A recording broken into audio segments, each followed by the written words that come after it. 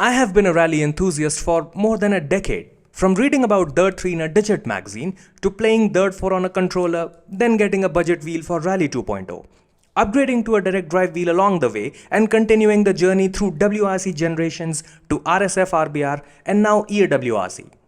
It's been quite a ride.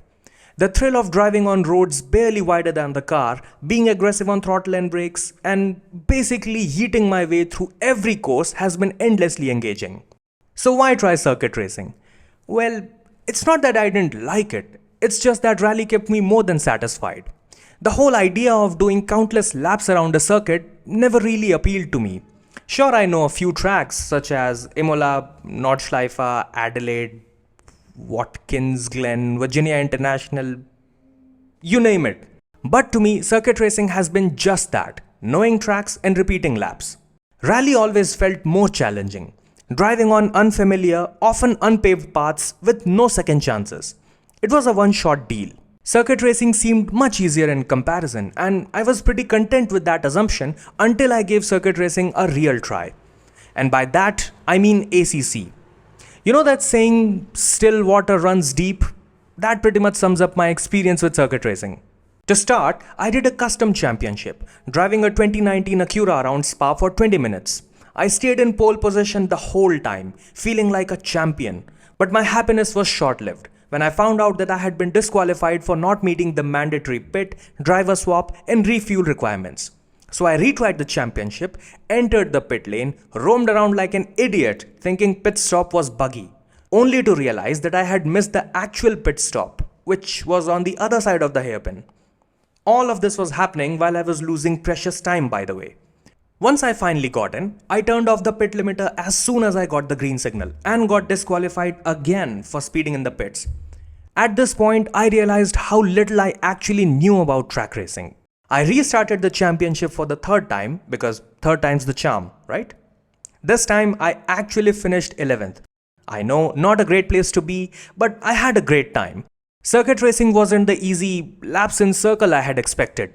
Each car felt different under changing weather, and as much as I enjoyed chasing my own time, I have to admit it was not easy. Things like traction control 1 and 2, brake bias, engine maps, all of this was completely new to me. I owe a lot to people of Reddit, Coach Dave Academy's articles, and Danny Lee's videos for helping me understand the technical side of it all. Feeling semi-competent, I dared to enter an online race, and my god, what a shit show it was. You know why? Because Monza. Yeah, my very first race. It was a disaster. Everyone and their grandmothers know how cancerous Monza T1 can be. It was like people forgot that brakes exist. Dive bombs everywhere. Total carnage. I started in P7, I think, but within seconds it was an absolute mess.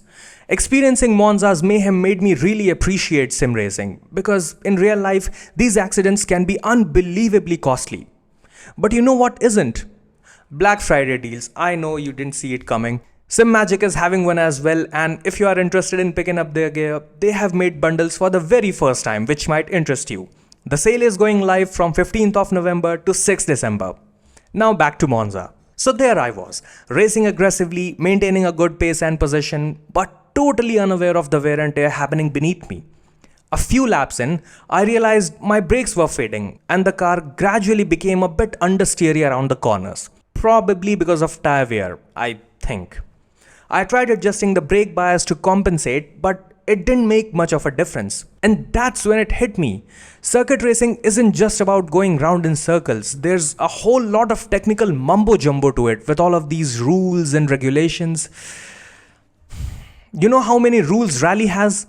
Just one. Survival. And even that is optional. Spectators included. So yeah, it was a bit of a reality check, and while I'm still learning, I know about LFM and might give it a shot once I'm a bit more experienced.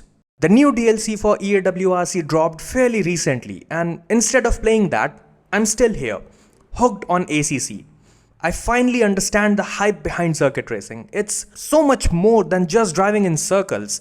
It's a mental game of reading your opponent, waiting for their mistakes, and making strategic moves. The thrill of fighting for a position, the desperation for overtakes, the reckless maneuvers that sometimes pay off and sometimes, well, they don't. I know I'm very late to this party, and with Assetto Corsa Evo right around the corner, who knows how that will change things. But I'm really glad I bought this game, and perhaps one day I'll be equally invested in iRacing, despite the subscription model. A man can dream. A man is a no one. As a rally enthusiast, I would still rather hug a tree from any angle than race door to door with another driver, constantly wondering who's going to outbrake whom. I thought circuit racing was a child's play. Learn the track and you're set. What I didn't account for were the 10 to 15 other drivers, all with the same track knowledge and leagues ahead of me. I've learnt my lesson, and I'll keep pushing to see where this side of racing takes me. That's been it. I've been Darth Snape, and this time, may the downforce literally be with you.